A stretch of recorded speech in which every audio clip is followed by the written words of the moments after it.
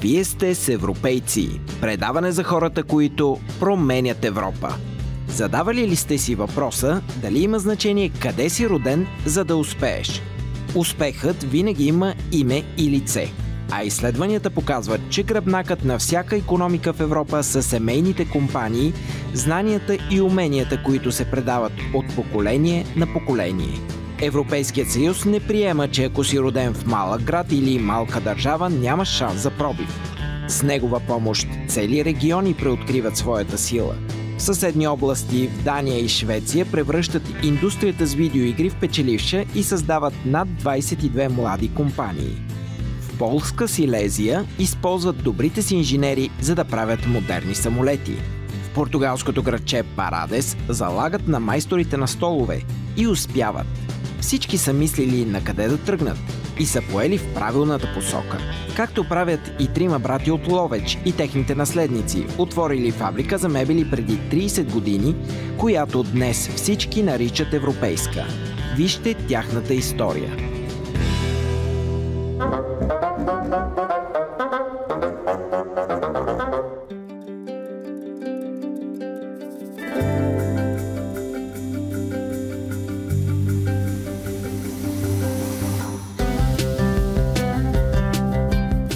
Той не търси успеха, но знае как да го постига.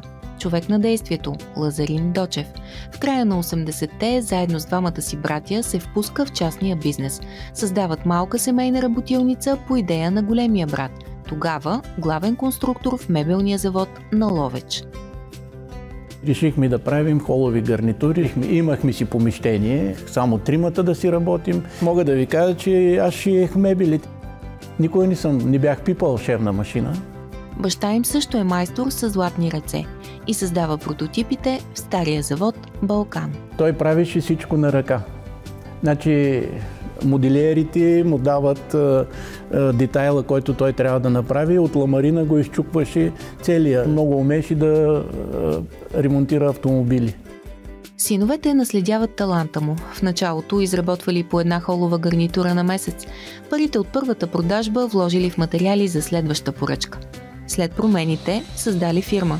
Закодирали имената си в нея. Започнали да наемат персонал.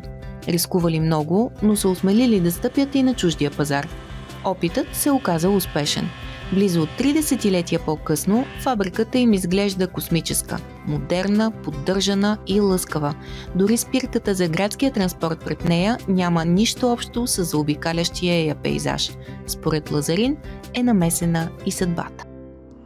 Когато бях много малък, може би на 4 или 5 годинки, бяхме тримата пак заедно и играехме край нас в един пясък. И дойде една циганка от някъде се появи, пишна, с много злата, накичена, такава, с едни пишни дрехи. Дойде и вика: момчета, искам да ви кажа нещо. След време каза: вие ще бъдете много богати.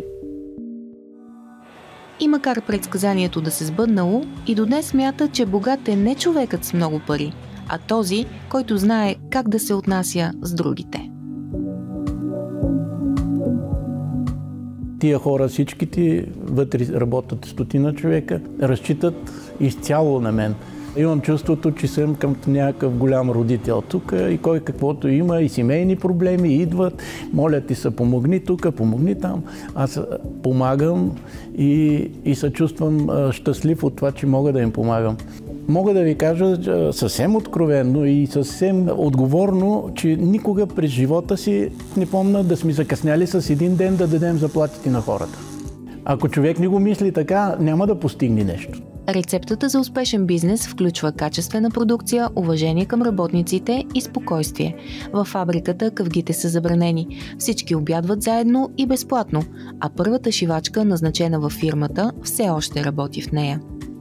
Всеки един чужденец, който дойде и казва: това е европейска фабрика. Нали? Че ние сме европейците. Нали? Аз виждам нещата много по-простичко някакси.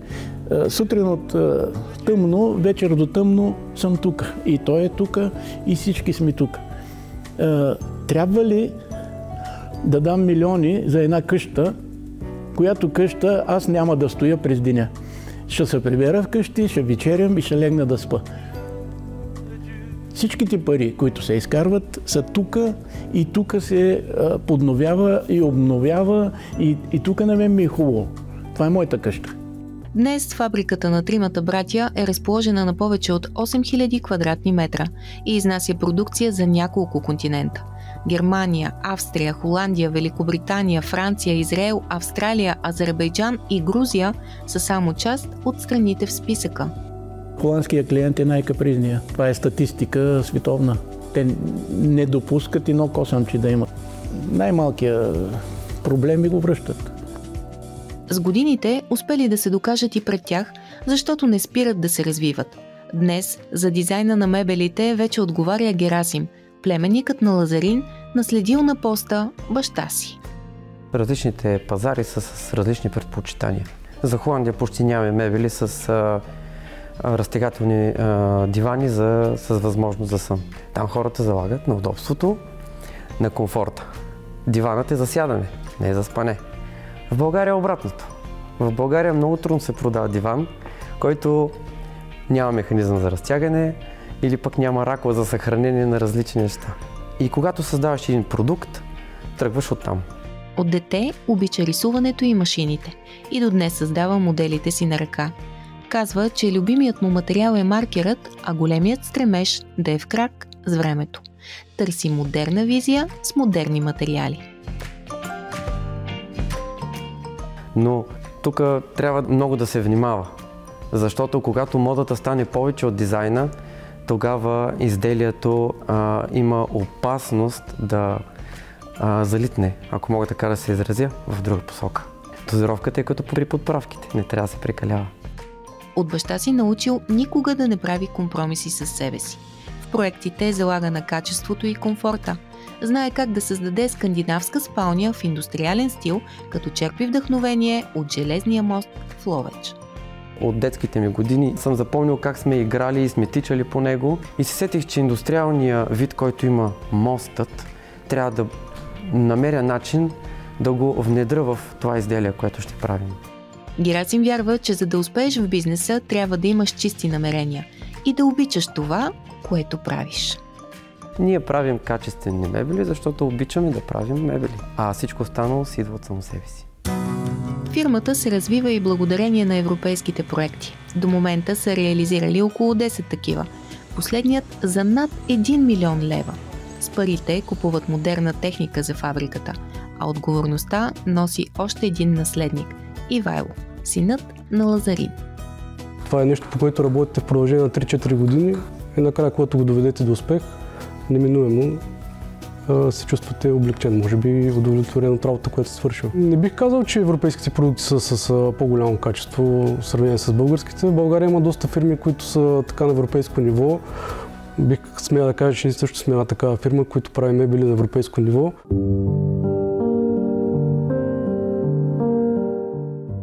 Днес фамилията може да живее където поиска, но избира да остане в Ловеч.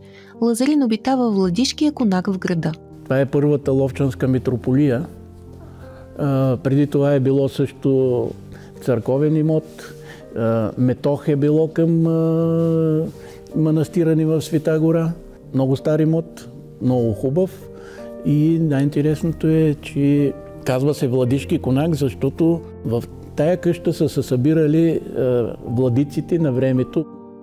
Решавали как да водят борбата за църковна независимост и се разпределяли по райони. Години след това и Левски често отсядал в конака.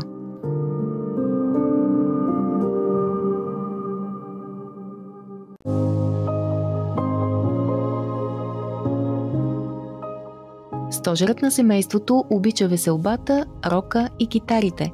Последната му страст са ретроавтомобилите. Притежава 11 такива. Купува ги по интернет и отделя всяка свободна минута, за да ги ремонтира. Може с часове да разказва как сам е възстановил капака на най-ценното си притежание, закупено от Литва. Кадилак 59-та година от колекцията на Елвис Пресли. Той е много скъп, много хубав. Предишният му собственик предупредил, че колата е много изгнила, но Лазарин си спомнил за баща си и казал, че не се плаши от ръжда и ламарина. Бях пратил капарото и ми се обажда и казва, бе, ти знаеш, че има още един белгиец като теб откачен и дава повече пари, отколкото ти. Искаш ли да му го продадем директно, да се ни разправиш? Викам, не, искам си колата. Няма, не се продава. И така я докарах тук и почнах да я реставрирам. Беше 4 години я правих.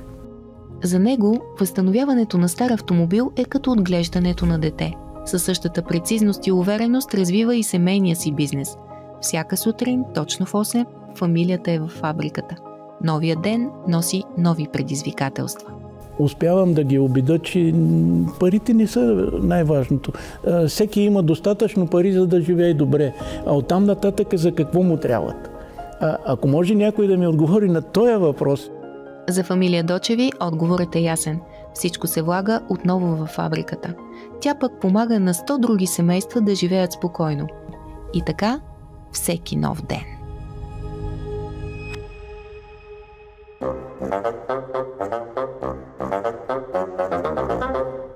За още интересни истории последвайте ни в социалните мрежи и в сайта на предаването Европейци.